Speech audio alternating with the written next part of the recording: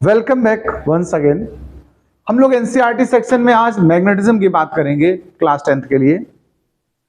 पहले objective questions पे आ जाते हैं। फर्स्ट हमारे पास जो क्वेश्चन है, question number 1, which of the following correctly describe the magnetic field near long straight wire. देखिए, अगर लॉन्ग स्ट्रेट वायर है, इसके पास मैग्नेटिक फील्ड के बारे में बताना है, तो आप थंब रूल यूज कर सकते हैं या मैक्सवेल का स्क्रू रूल। तो आप देखेंगे, अगर हम लोग ऐसे हैंडल करें वायर को कि हमारा थंब पैरेलल हो जाए करंट के, तो उसके सराउंडिंग जो फिंगर्स हैं, रैपिंग है, वो क्या बता रही होती हैं? फील्ड को। फिलहाल यहां ऑप्शंस पे बात करते हैं। जैसे field consist straight line parallel to the wire. देखिए, फील्ड अगर स्ट्रेट वायर है तो उसके सराउंडिंग सर्कुलर होती हैं, जो कि वायर को सेंटर पे कंसीडर किया गया होगा। The field consist straight line parallel to the wire, ये भी नहीं। The field consist radial lines originating from the wire, ये भी नहीं।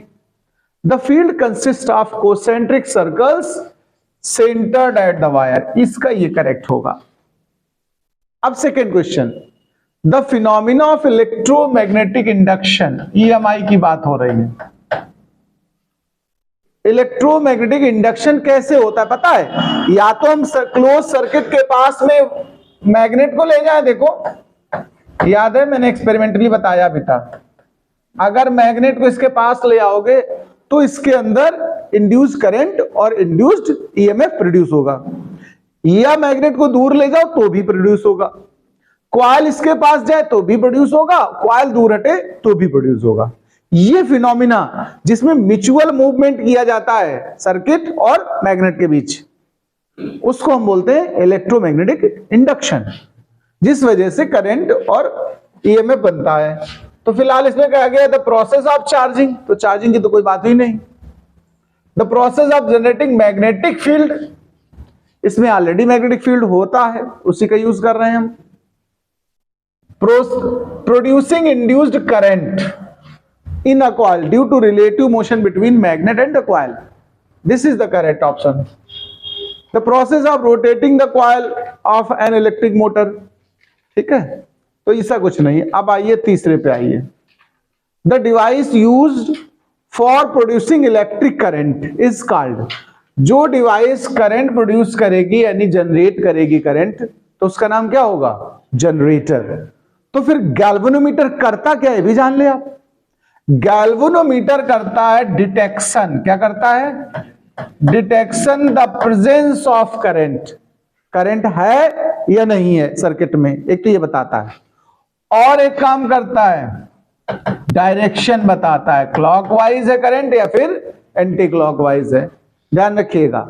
मेजर करता है ना कि जनरेट। अमीटर क्या करता है? एम्पियर्स में करंट मेजर करता है। एम्पियर को यानी एम्पियर में करंट मेजर करने के लिए हम लोग जो डिवाइस यूज करते हैं उसका नाम क्या है? अमीटर। और मोटर क्या करती है भाई? इलेक्ट्रिसिटी को मैकेनिकल वर्क में ट्रांसफर करती। फैन में मोटर होती कि नहीं होती है? तो हम लोग इलेक्ट्रिसिटी देते हैं और फैन रोटेट करता है, रोटेशन क्या हुआ? Mechanical work. तो ये इलेक्ट्रिसिटी को मैकेनिकल में कन्वर्ट करती है। आइए फोर्थ क्वेश्चन में बात करते हैं। The essential difference between AC generator and DC generator, दोनों ही करंट जनरेट करने वाले हैं। मेन डिफरेंस होता है एसी जनरेटर के पास स्लिप रिंग होती है, जबकि डीसी जनरेटर के पास स्प्लिट रिंग होती है, जो डायरेक्शन चेंज करने के लिए इस्तेमाल होती है। उन्हीं का नाम कम्यूटेटर भी है। तो यहां पर आपका डी ऑप्शन करेक्ट रहेगा। At the time of short circuit, देखिए एक बात सुनिए, शॉर्ट सर्किट हो जाने के बाद अगर पूछा जा रहा है, जब आपका बर्न हो गया सर्किट तो करंट हो जाएगी जीरो। लेकिन उससे पहले की अगर बात की जाए, एट द टाइम, ध्यान रखना, यानी जब हो रहा होता है शॉर्ट सर्किट, तो करंट बहुत ज्यादा अमाउंट में सर्किट में खींची जा रही होती है, ध्यान रखिएगा। तो ऐसी सिचुएशन में हम कहेंगे increases heavily at the time of short circuit, ठीक है। इसीलिए एमसीबी गिर जाती है शॉर्ट सर्किट होने पर। फ्यूज प्लग हमारा उड़ जाता है, फ्यूज लगाते हो ना, वो उड़ जाता है। State whether the following statements are true और फॉल्स। हमें ट्रू फॉल्स बताने हैं। Electric motor convert mechanical work into electric energy, उल्टा बोल दिया, इलेक्ट्रिक को मैकेनिकल में कन्वर्ट करता है, तो ये फॉल्स हो गया हमारा। दूसरा वाला देखो, an electric generator work on principle of electromagnetic induction, correct है। इलेक्ट्रिक जनरेटर में यही तो होता है, कॉइल रोटेट करती है, आर्मेचर कॉइल मैग्नेटिक फील्ड में, तो कंटिन्यूअसली फ्लक्स चेंज होता है जिस वजह से इंड्यूस्ड ईएमएफ और इंड्यूस्ड करंट जनरेट होती है, तो ये बात ठीक है, करेक्ट है। The field at the centre of long circular coil, देखो अगर स्ट्रेट वायर है तो इसकी फील्ड सर्कुलर होगी, और करंट अगर सर्कुलर है तो इसके लिए मैग्नेटिक फील्ड हम लोग कैसे लेंगे, स्ट्रेट लाइन लेते हैं। तो the field at the centre of long circular coil carrying current will be parallel to the straight lines, सही है। A wire with green insulation, green wire earthing के लिए इस्तेमाल होता है, और जनरली हम रेड वायर इस्तेमाल करते हैं लाइव वायर की तरह, और यहां इन्होंने कहा ग्रीन को लाइव की तरह इस्तेमाल करो, तो ये बात कैसी हो गई भाई, यहां पर फॉल्स है। अब हम लोग क्वेश्चन नंबर 7 पे आएंगे, पहले इनको नोट कर लें आप लोग। देखो ये हमारा क्वेश्चन 7 कह रहा list 2 methods of producing magnetic field. तो एक तो पहला हो गया हमारा परमानेंट जो मैग्नेट होता है उसकी हेल्प से, परमानेंट मैग्नेट, उसकी हेल्प से हम लोग मैग्नेटिक फील्ड प्रोड्यूस कर देते कि नहीं, बताओ भाई। एक और मेथड है, अगर कोई वायर हो उसके क्रॉस करंट पास होती है तो उस वायर की सराउंडिंग में एक मैग्नेटिक फील्ड प्रोड्यूस हो जाता है, तो बाई करंट कैरिंग कंडक्टर। और भी आप बता सकते हो, जैसे सोलेनॉइड होता है, सोलेनॉइड क्या है भाई बताओ, वो भी तो बार मैग्नेट की तरह बिहेव करता है, तो ये भी करंट प्रोड्यूस मतलब मैग्नेटिक फील्ड जनरेट करने की डिवाइस है। अब हम लोग नेक्स्ट उस पे आते हैं, अब हम लोग अगले क्वेश्चन पे आएंगे। क्वेश्चन नंबर 1 देखें जरा सभी लोग, और फिर थिंक करें उस पर। How does a solenoid behave like a magnet, देखो इसमें वो क्वेश्चन आया सोलेनॉइड का। Can you determine the north and south pole of current carrying solenoid with the help of a bar magnet, explain. तो सुनिए, पहली बात हमें बतानी है कि how does solenoid behave like a magnet या बार मैग्नेट। तो थोड़ा तो सोलेनॉइड का इंट्रोडक्शन लिख लिया जाए पहले। तो सोलेनॉइड में क्या होता है, एक सर्कुलर, एक सिलेंड्रिकल कोर होता है, ये कार्डबोर्ड, चाइना क्ले वगैरह किसी से भी बना हो सकता है, और इस पर हम लोग करते क्या हैं, रैपिंग कर देते हैं कंडक्टर की, और इसमें हम लोग भेजते हैं करंट कहीं से भी। ये स्विच लगा दो, चलो यहां पर, ये की हो गया ऑन ऑफ करने के लिए। देखो मेरी बात सुनिए ध्यान से, जब आप इस डिवाइस का इस्तेमाल करेंगे तो ये है सोलेनॉइड, ये क्या है, सोलेनॉइड। तो हमें बताना यह है कि मैग्नेट की तरह कैसे काम करती है। तो सबसे पहले कहेंगे सोलेनॉइड के लिए एक लाइन इंट्रोडक्शन में हम कहेंगे, when copper wire wrapped over, when copper wire wrapped over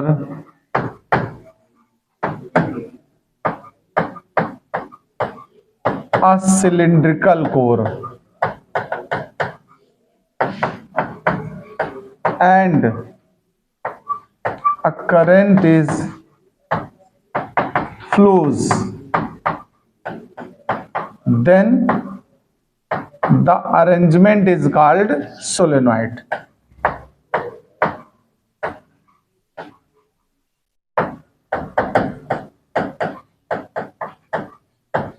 solenoid है क्या भाई बताओ, अच्छा ऐसे लपेट दो वायर और करंट पास करा दो, वो डिवाइस सोलेनॉइड है।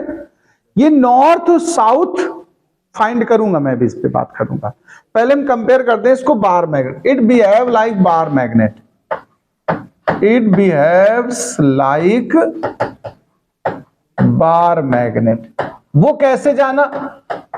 पहली बात, अगर इसको मिड पॉइंट से ऐसे बांध कर हैंग करें तो हमेशा ये नॉर्थ और साउथ ही रेस्ट करेगी। आप घुमा दो फिर घूम जाएगी वैसी ही। इसका नॉर्थ और साउथ रुकना क्या बता रहा है कि ये मैग्नेट की तरह काम कर रही है। तो कहेंगे it always rest along north and south direction when suspended freely,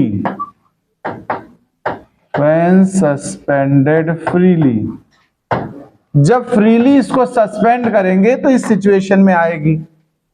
एक और बात, इसके जो लाइक पोल होंगे वो क्या करेंगे? रिपेल करेंगे। दो सोलेनॉइड लो, लाइक पोल आमने सामने लाओ तो रिपेल करते हैं, और अनलाइक है तो अट्रैक्ट करते हैं। ये भी बताता कि ये मैग्नेट है। like poles repel and unlike poles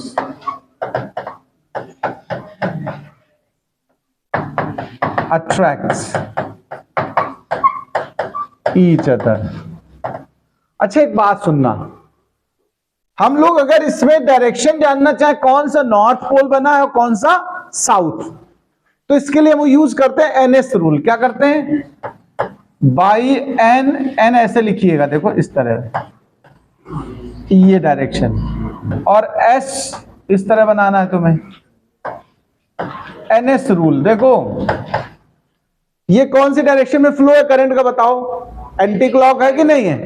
तो एंटी क्लॉकवाइज से हम जान गए कि ये कैसा पोल बनेगा? नॉर्थ।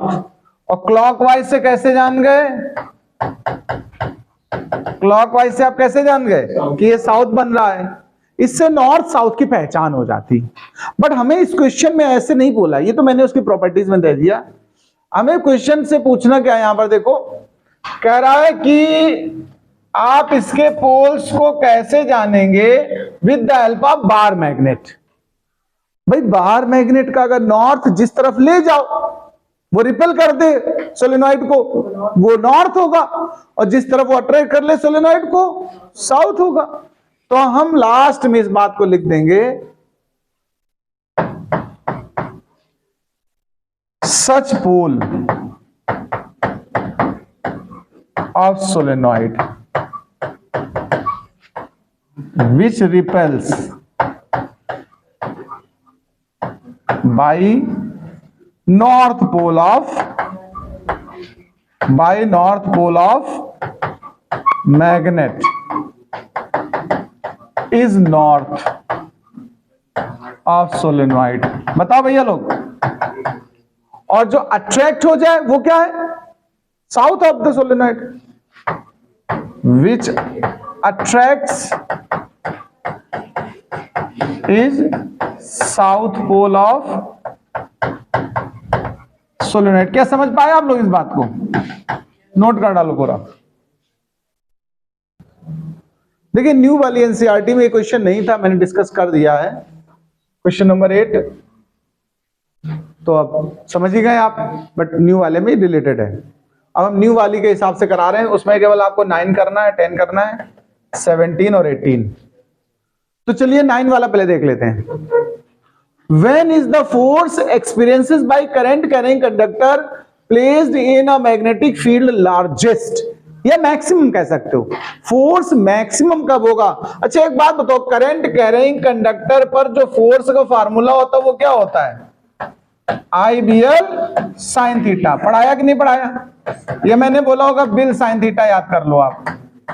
फोर्स एक्टिंग के लिए आप फार्मूला क्या तैयार करें? Bill sine theta. Okay, question करा फोर्स मैक्सिमम कब हो सकता है? तो देखिए, फॉर मैक्सिमम फोर्स, मेरी बात को सुनिए अच्छे से, मैक्सिमम फोर्स के लिए साइन की वैल्यू मैक्सिमम होनी चाहिए। साइन की वैल्यू कैसी होनी चाहिए? और साइन की मैक्सिमम वैल्यू पता है आप लोगों को? साइन कॉस की मैक्सिमम वैल्यू कितनी होती है? +1। ध्यान रखना अगर नहीं पता तो। साइन और कॉस की मैक्सिमम वैल्यू +1 और मिनिमम वैल्यू -1। याद रखना। तो साइन 90 होना चाहिए। हाँ वही साइन 90 मतलब तो +1 और +1 साइन की किसकी वैल्यू? 90 की। तो थीटा कितना होना चाहिए?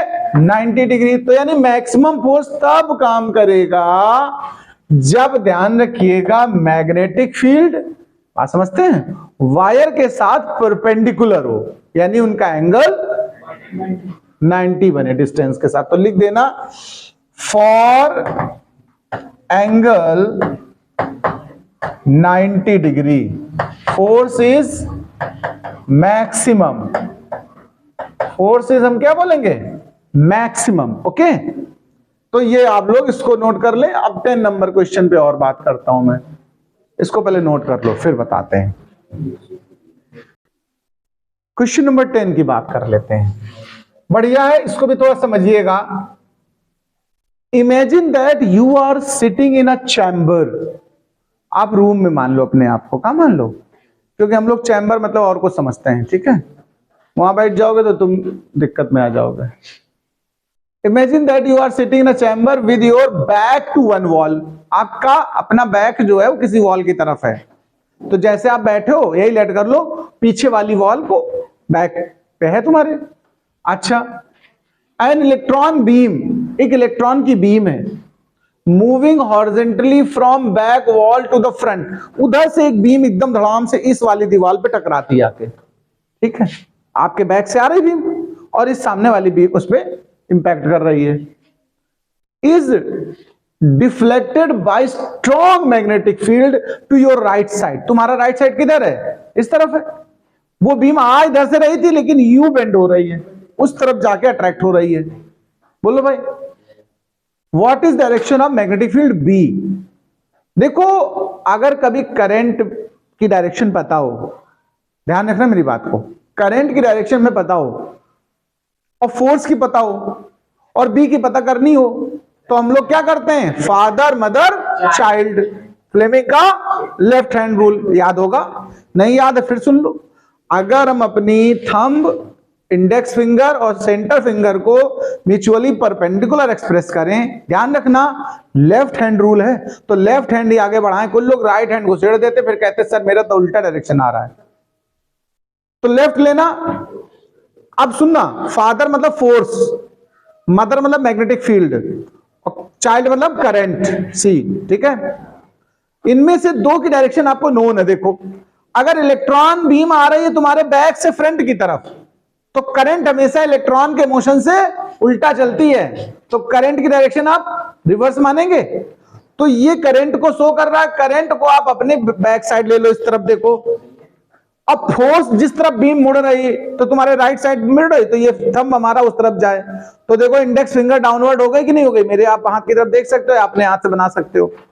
देखो करंट उधर जा रही उल्टा, बीम से अपोजिट करंट जाती है इलेक्ट्रॉन बीम से, तो ये करंट हो गई बैक साइड को आपके लिए, यानी आपकी ये जो सेंटर फिंगर है वो आपके बैक की तरफ इशारा करें और थंब तुम्हारा राइट की तरफ इशारा करे, क्योंकि फोर्स उधर लग रहा है। तो इंडेक्स फिंगर डाउनवर्ड हो गई वर्टिकली कि नहीं हो गई? तो डायरेक्शन हो गई मैग्नेटिक फील्ड की vertically downward. Magnetic field is vertically downward, vertically downward. ये हमारा 10th क्वेश्चन का समझ में आ गया आप लोगों को? सबने लगा लिया अपना? किसी को डाउट हो रहा ना सेट हो रहा तो बताओ। हो रहा है तो ठीक है बस। अब आइए हम लोग न्यू बुक के अकॉर्डिंग क्वेश्चन नंबर 17 ही सीधा आपके सिलेबस में है। When does an electric short circuit occur? Short circuiting कब होती है बता सकते हो आप? देखो शॉर्ट सर्किटिंग तब होती है जब दोनों वायर आपस में किसी भी तरह से टच कर ले या फिर सर्किट में ओवरलोड हो जाए, तब भी शॉर्ट सर्किट की सिचुएशन बन जाती है। तो हम कहेंगे when insulation of two wires. ये टू वायर्स मतलब live wire and neutral wire becomes damaged and touches each other.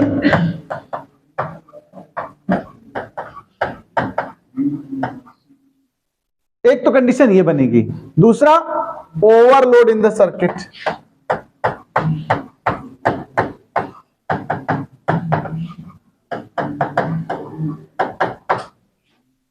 Then circuit becomes short circuited.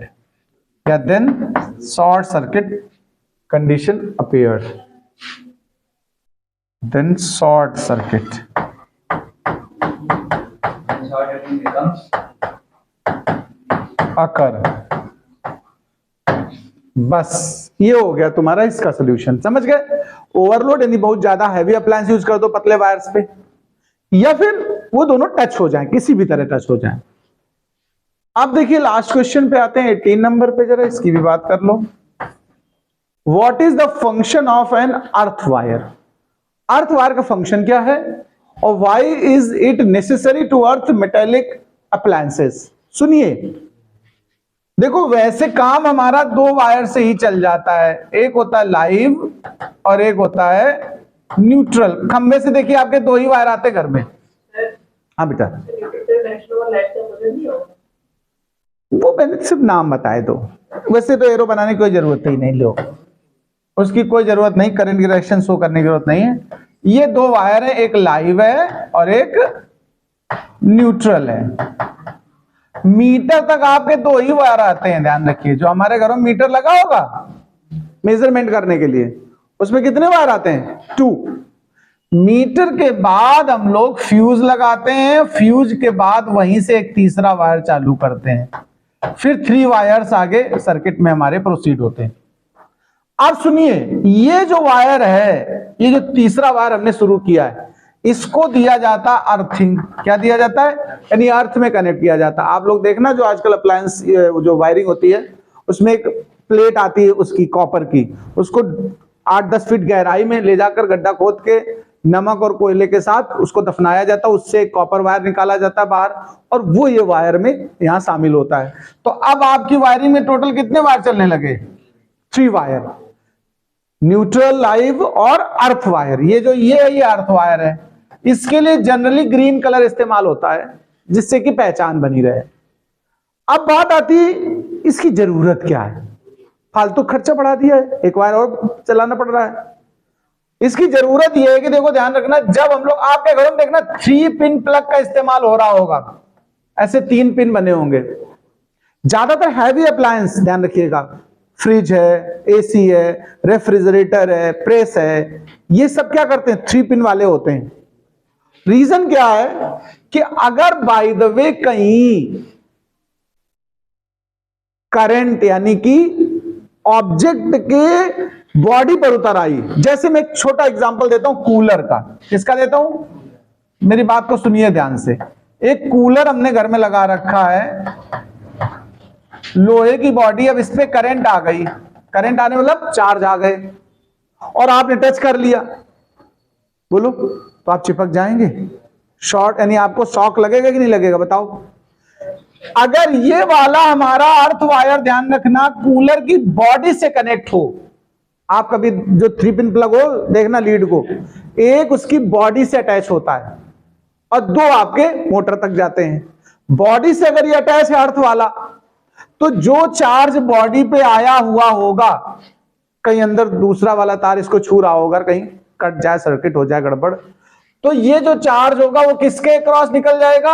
Earth wire के अक्रॉस। कहां चला जाएगा? अर्थिंग में। तो आपको शॉक नहीं लगेगा। बात समझते हो? इसका मेन यूज क्या है? To prevent shock from any miswiring of the appliance या touches of the live wire to the body. Okay, और ये अर्थ वायर हमेशा किससे कनेक्ट रहता है? किसी भी अप्लायंस की बॉडी से। आपके घर में अगर किसी अप्लायंस में करंट उतर रही है, इसका मतलब या तो आपके यहां अर्थिंग वायरिंग में है ही नहीं, तो इसलिए उतर रही है, या उसमें गड़बड़ी हो गई है, या अर्थ वायर कहीं कट गया बीच में, कुछ ना कुछ गड़बड़ है। तो आप बचने के लिए एक तरीका कर सकते हो, अगर आपके घर में वायरिंग 2 ही वायर पूरे घर में टहल रहे हैं, तीसरा वायर ही नहीं है, तो इसका मतलब अर्थिंग नहीं है, तो आप इसका एक ऑप्शन ले सकते हो, जो हैवी अप्लायंस है जिसमें करंट उतरने का चांस हो, उसके बॉडी से एक तार बांध के और सीधे कहीं जमीन में 2, 4, 8, 10 फीट गड्ढा है, नाली हो, जहां इजिली अर्थिंग अच्छी हो सकती हो, वहां आप उसको जोड़ दीजिए, तो आपके उस अप्लायंस में करंट नहीं आएगी। तो समझ गए इसका मेन यूज क्या है? मैं लिखूंगा क्या, सुनिए। What is the function of the earth wire? तो हम कहेंगे earth wire prevent shock to a person when he touch an appliance whose body gets, या whose मतलब इट्स कह दो, ये वो मतलब वो क्या बोलते हैं, न्यूट्रल है ना, अप्लायंस बोला है ना, when appliance its body gets charge from live wire, मतलब कुल मिला के एक लाइन में कहना था, तो कहना था कि शॉर्ट सर्किट से उससे प्रिवेंट करता है, शॉक से। ठीक है, ये इसका मेन काम है, और ये जो बॉडी पे चार्ज आ जाते हैं उनको ले जाके अर्थ में पहुंचा देता है। ठीक है, नोट कर लें।